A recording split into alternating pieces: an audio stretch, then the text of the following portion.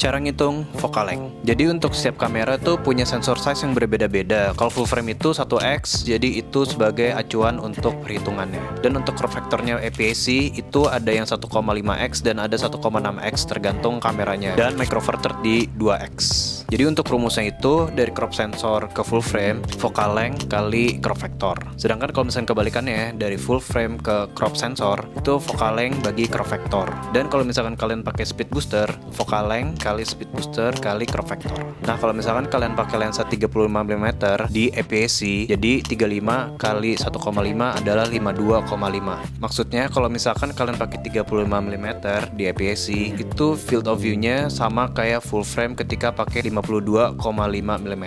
Kalau misalkan kebalikannya di full frame itu 50 mm dan sedangkan mau ke APS-C 50 bagi 1,5 yang berarti itu 33 mm. Jadi kalau misalkan mau field of view-nya itu sama kayak full frame, di APS-C kita pakai 33 mm.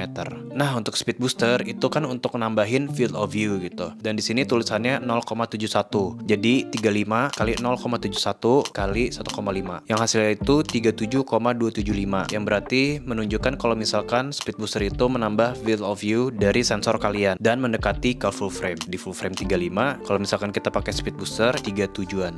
Seru kan matematik? Jangan lupa like dan follow untuk tips yang lainnya.